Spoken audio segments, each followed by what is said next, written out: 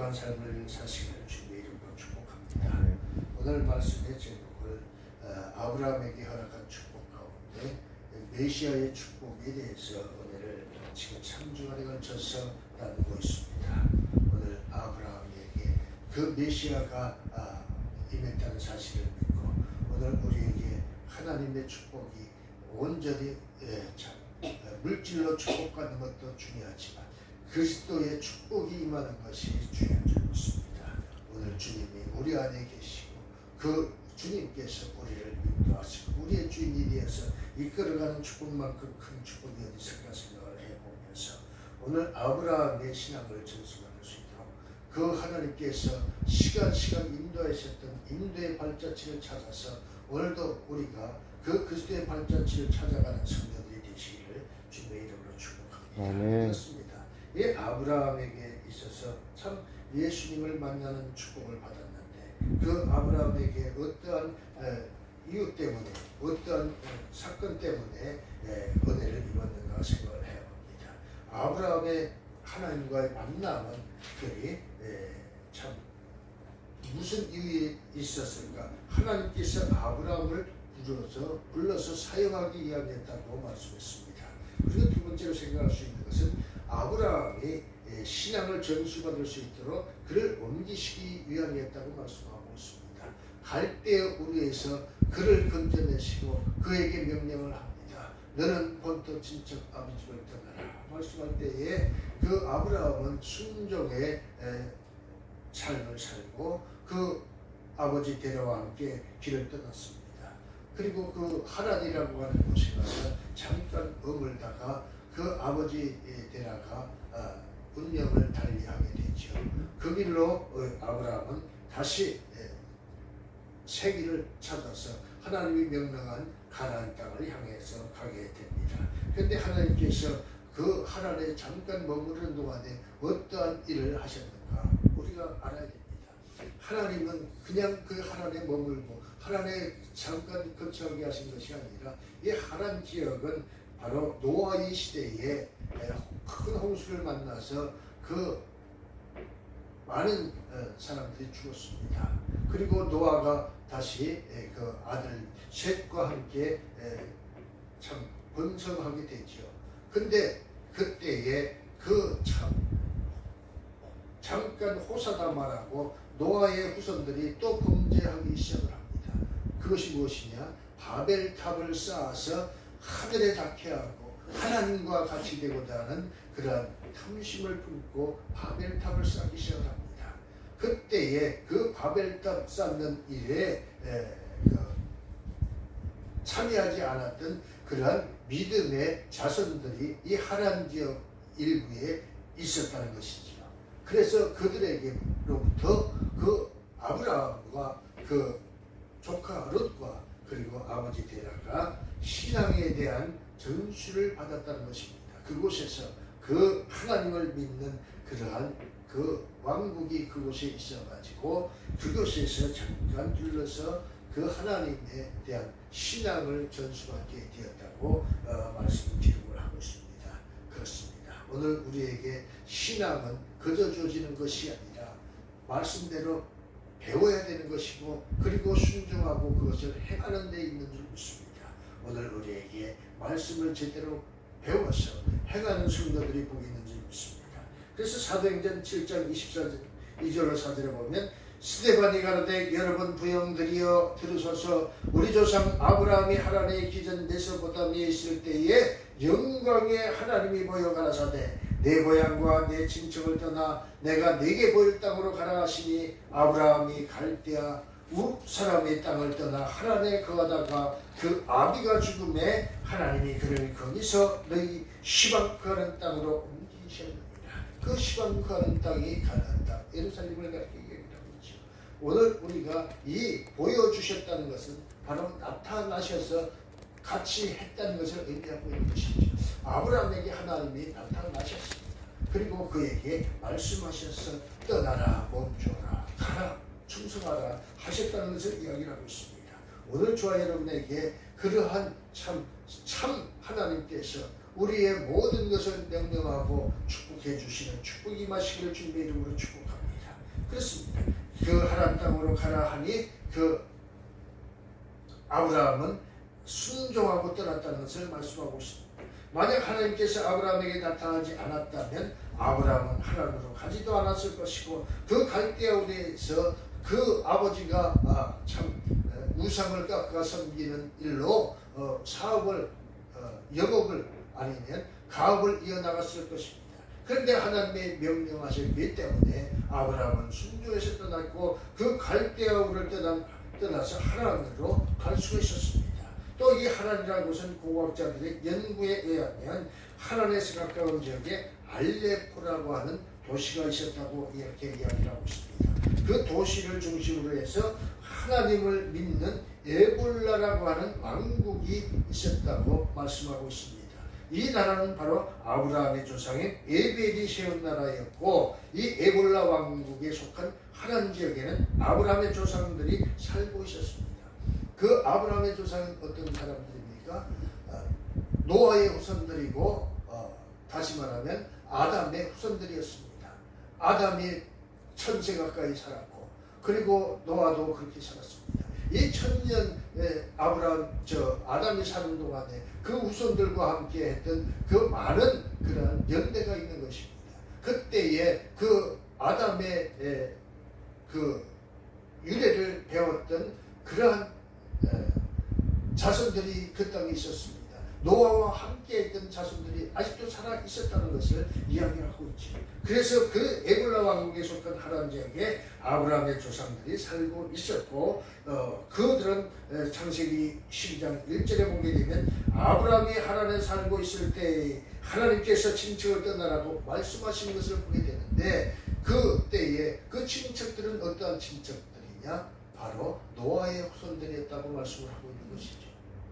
그래서 자신은 그 아버지의 형제들만 있었던 것이 아니라 우리가 사돈의 팔촌까지 거슬러 올라가면 다 연결이 되듯이 이 하란에 그러한 노아의 후손들이 있었고 노아의 후손들이 그 하나님을 아담의 역사를 증언했고 그 노아의 홍수를 이야기했고 그리고 바벨탑 사건을 통해서 심판을 받았던 것을 이야기했을 것입니다.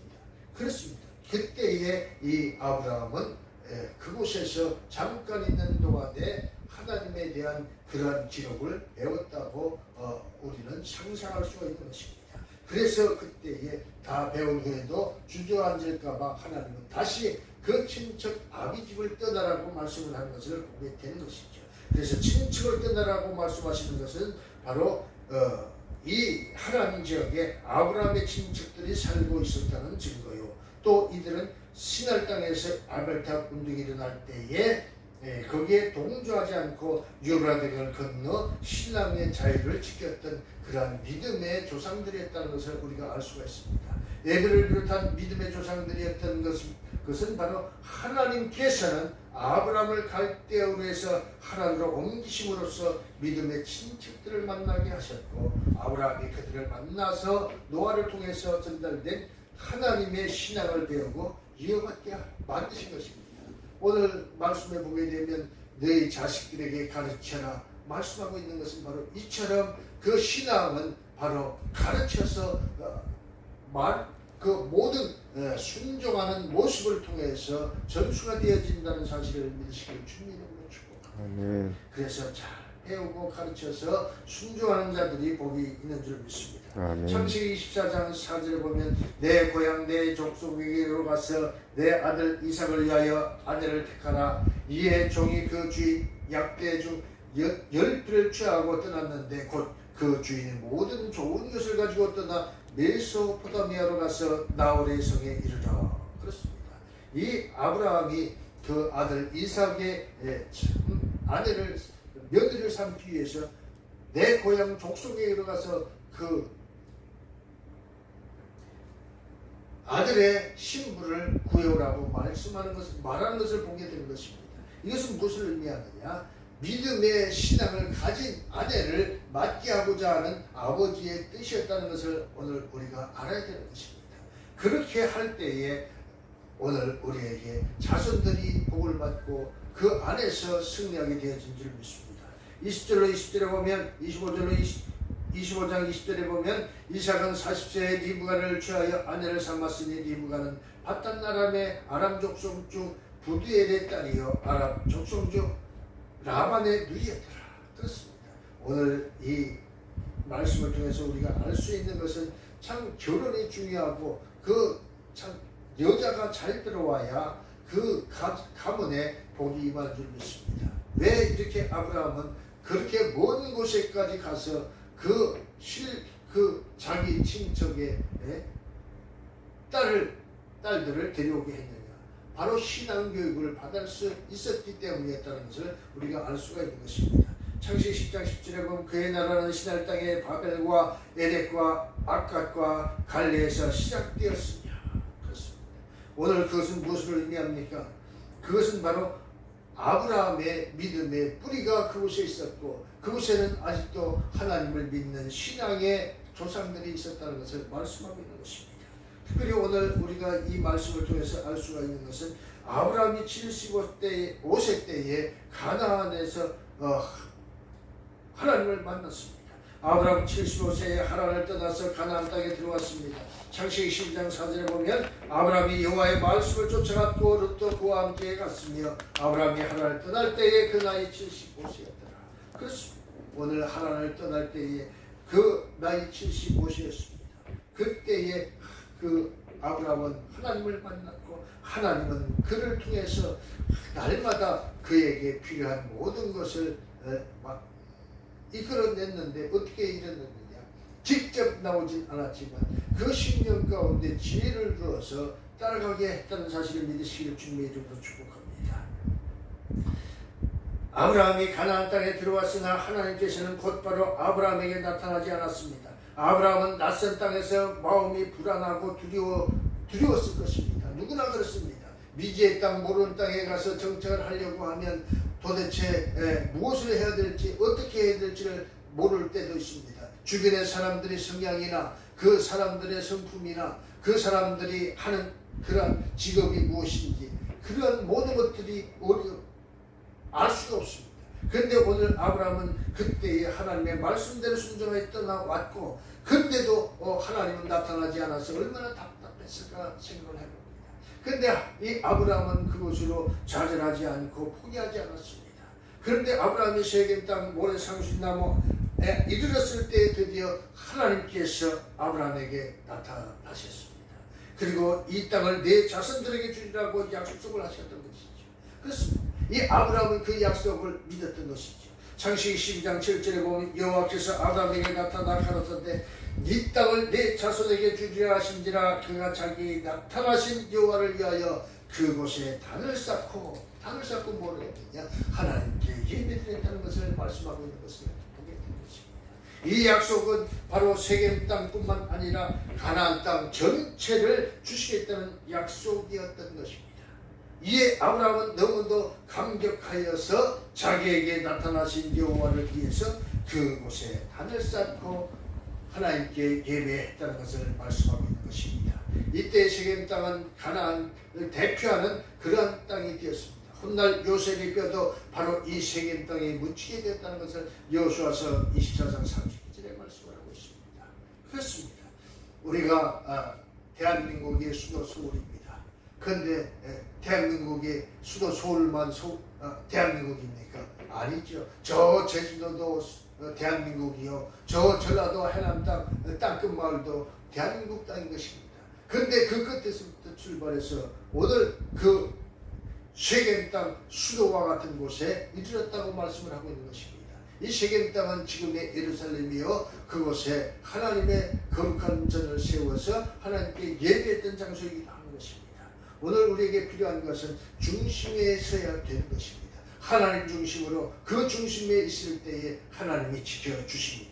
이때 세겜 땅은 가나안을 대표하는 땅이 되었고 훗날 요셉의 뼈가 바로 이 세겜 땅에 묻혔다고 말씀하고 있습니다. 여호수아서 24장 32절에 보면 이스라엘 자손이 애굽에서 이끌어낸 요셉의 뼈를 세겜에 장사하였으니 이것은 야곱이 세겜의 아비 하몰의 자손에게 금 100개를 주고 산 땅이라 그것이 요셉의 자손의 기업이 되었더라. 오늘 사람은 나와서 어디로 가라고 합니까? 서울로 가라고 하고 말은 나와서 제주도로 보내라고 했습니다. 무엇을 이야기합니까? 가장 중심에 있어야 그 복을 받는 것이기 때문에 그렇습니다. 오늘 이 아브라함은 그 자손들에게 그 세겜 땅에서 제사를 지냄으로 인해서 그 땅의 약속의 땅이 되었고 온 이스라엘의 중심이 되었다는 것을 말씀하고 있는 것입니다. 그리고 또 아브라함은 99세 때에 하나님을 만났습니다. 아브라함 99세에 여호와께서 아브라함에게 나타났습니다. 창세기 17장 1절에 보면 아브라함이 99세 때에 여호와께서 아브라함에게 나타나서 그에게 이르시되 나는 전능한 하나님이라 너는 내 앞에서 행하여 완전하라. 내가 내 언약을 나와 너 사이에 세워 너로 심히 번성케 하리라 하시니 아브라함이 86세에 이스마엘을 낳은 후 하나님께서는 13년 동안 아브라함에게 나타나시지 않고 계셨습니다. 근데 99세 다 늙은 다음에 나타나서 뜬금없이 너를 번성케 하는데 이스마엘이 내 후손이 아니라 이제 내가 네게 줄 그 아들 있을 것인데 그가 이삭이요 그가 너를 대신해서 너의 후손이 될 것이라고 말씀하는 것을 보게 됩니다. 그때 아브라함은 참 터무니없는 말씀하십니다. 하나님, 나도 나련이와 내 아내 사라는 지금 90세가 되어서 아무 힘도 없고 경수도 끊어져서 이제 임신할 수도 없는 그런 처지에 있습니다. 근데 어찌 이런 일이 있습니까? 이스마엘이나 그냥 내 아들로 삼고 그를 후손으로 삼아서 그에게 축복해 주십시오. 이렇게 이야기합니다. 그래도 아니라 내가 네게 주는 자가 진정한 네 후손이 될 것이라고 말씀합니다. 그리고 그를 통해서 창성하고 번성케 하는 역사가 오늘에 이르는 줄 믿습니다. 그 후손으로 예수 그리스도가 오시고 그를 만나는 역사가 아브라함의 축복으로 이어졌다는 사실을 믿으시기를 주님의 이름으로 축복합니다. 그렇습니다. 아브라함 13년 동안 아브라함에게 나타나지 않고 철저하게 침묵하셨던 하나님께서 그에게 나타나셨습니다. 그렇습니다. 마침내 99세 된 아브라함에게 나타나셔서 나는 전능한 하나님이라고 선언하셨습니다. 이 전능한 하나님이라고 선언, 그때가 무엇이냐? 바로 내가 지금까지 믿지 못하고 있지만 나는 한 번 약속한 것은 아무리 불가능한 상황 속에서도 반드시 이루는 전능한 존재라는 것을 아브라함에게 상기시키신 것입니다. 13년 동안, 무려 13년 동안이나 나타나지 않으셨던 그 하나님께서 아브라함에게 나타나셨을 때 아브라함은 깜짝 놀라고 그리고 자신을 되돌아보면 이제 죽을 날을 기다리는 그런 늙은 예 불과했습니다. 그래서 나는 이제 더 이상 아무 힘도 없습니다. 특히 내 아내 사라는 이제 아무것도 할 수 없는 그런 문이 닫힌 그런 길입니다. 이렇게 말할 때에 하나님 말씀합니다. 이때 하나님께서는 아브라함에게 이름을 바꾸라고 명령하시고 이어서 할례를 받으라고 명령하셨습니다. 그리고 뭐라고 말씀합니까? 아브라함의 아내 사라에게 아들 이삭이 있을 것이라고 약속하셨습니다. 창세기 17장 22절에 보면 하나님이 아브라함과 말씀을 마치시고 그를 떠나 올라가셨더라 라고 말씀하고 있는 것을 보입니다. 무엇입니까? 바로 하나님께서 그 모든 것을 약속하시고 그것을 이루었다고 말씀합니다. 창세기 17장 5절에 보면 이제 흐르는 내 이름을 아브라함이라 하지 아니하고 아브라함이라 하리니 이는 내가 너로 열국의 아비가 되게 함이니라. 창세기 17장 9절로 14절에도 하나님이 또 아브라함에게 이르시되 그런즉 너는 내 언약을 지키고 내 후손도 대대로 지키라. 너희 중 남자는 다 할례를 받으라. 이것이 나와 너희와 너희 후 사이의 언약이 징표니라. 대대로 남자는 집에서 남자나 혹 너희 자손이 아니여 이방 사람에게서 돈으로 삼자를 물어나고 난지 8일 만에 할례를 받을 것이라. 너희 집에서 남자든지 너희 돈으로 삼자든지 할례를 받아야 하리니 이는 내 언약이 너희 살에 있어 증표가 있는 것입니다. 오늘 우리에겐 할례를 받지 않아도 어떻습니까? 성령이 우리 안에 계심으로 하나님의 신이 우리 안에 있다고 말씀하는 것이죠. 이것입니다. 바로 구약 시대에는 그 할례라는 행위를 통해서 그 육체의 흔적을 남겼다고 하면, 오늘 우리에게는 성령 세례를 통해서 우리 안에 성령이 임한 줄 믿습니다. 하늘을 받지 아니한 남자 곧 그 양피를 베지 아니한 자는 백성이 중에서 끊어지리니 그가 내 언약을 배반하였습니다. 언약을 배반하고는 살아갈 수가 없는 것입니다.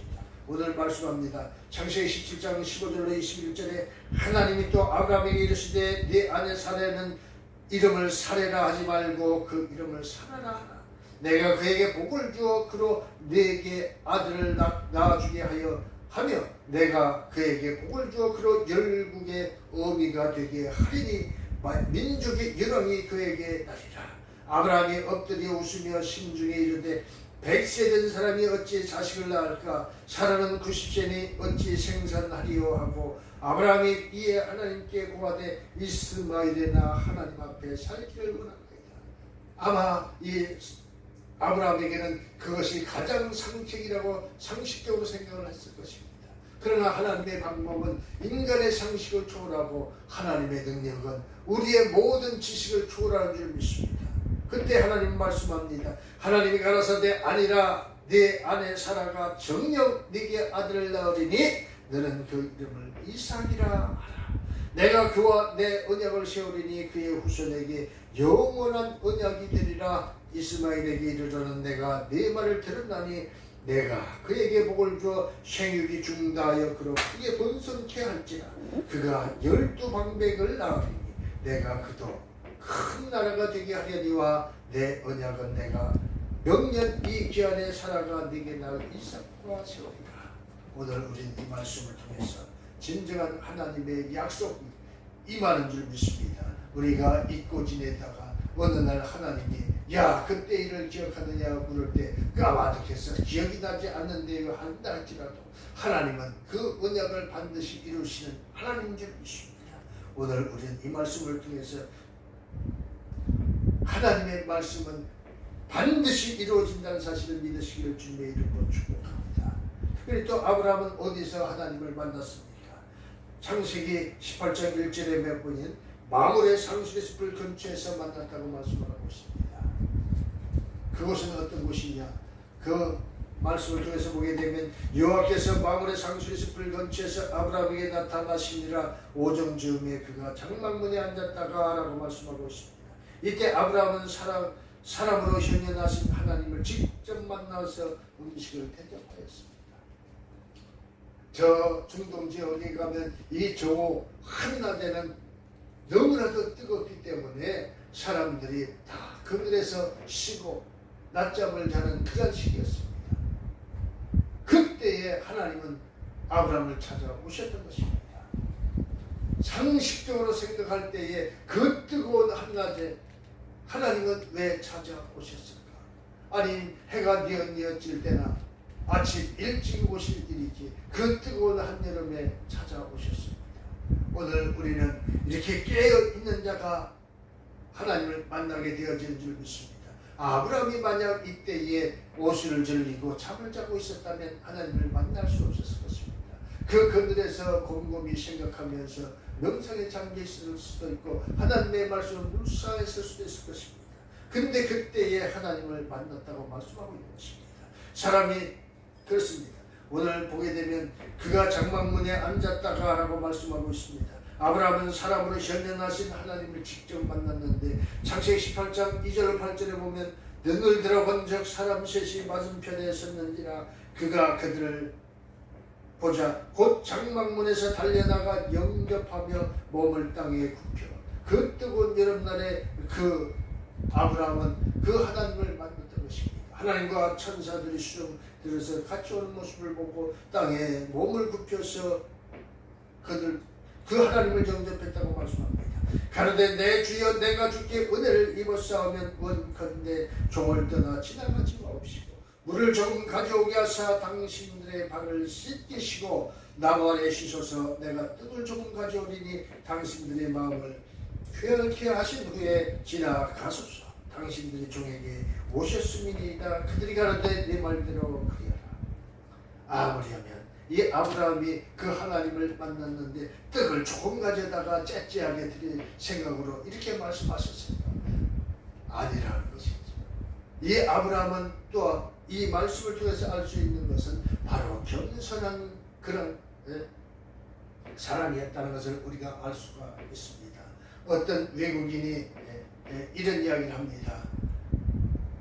저 전라도 지방에 전 친구를 만나러 갔더니 그 어머니가 항상 뽀근하게 차려놓은 것이 없는데 차린 것이 없어서 죄송합니다.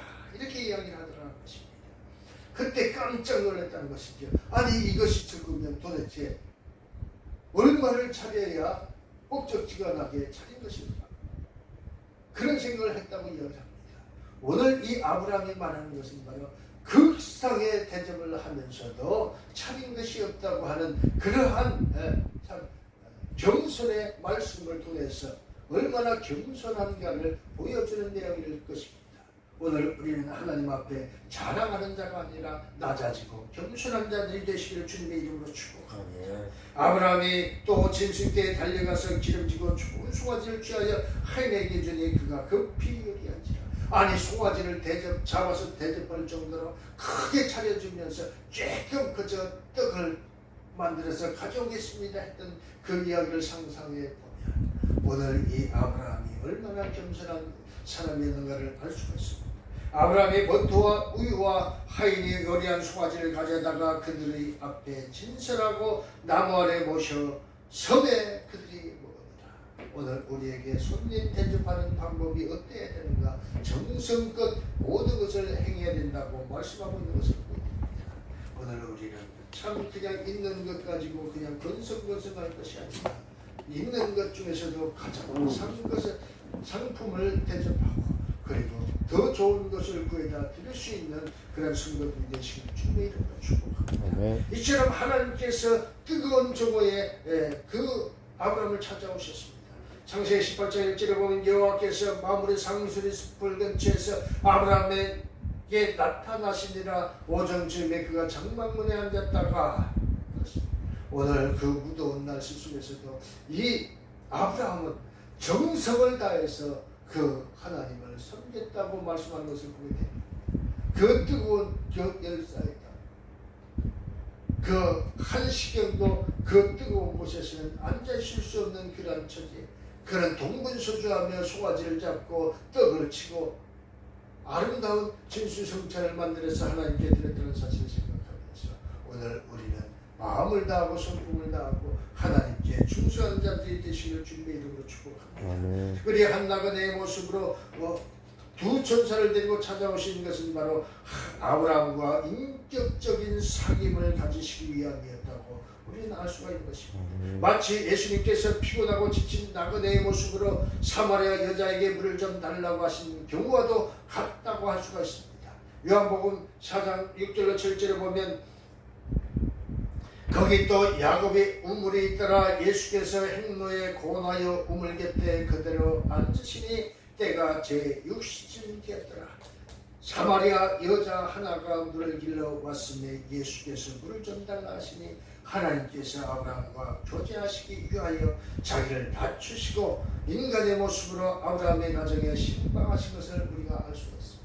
자기를 낮추시고 오늘 직접 아브라함을 찾아오신 그 하나님, 그 예수님이 그 뜨거운 한낮에 그 야곱의 우물가에서 물길로 올 여인을 기다리고 있었던 것처럼 하나님은 우리를 찾아오셨다고 말씀하고 있는 것입니다.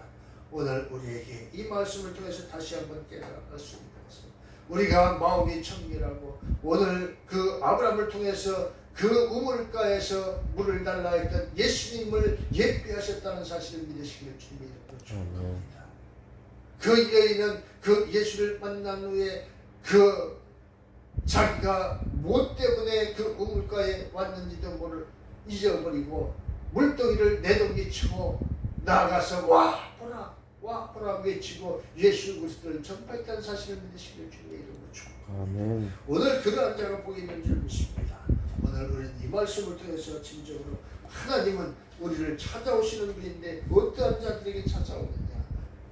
마음이 청결한 자, 하나님을 바라고 그 언약의 말씀을 믿고 기다리는 자가 복이 있는 줄이십니다. 아멘. 오늘 우리에게 어떤 어려움이 있더라도 내가 힘들어서 아니 도대체 나를 왜 이렇게 방치하십니까? 이렇게 원망할 수도 있을 것입니다.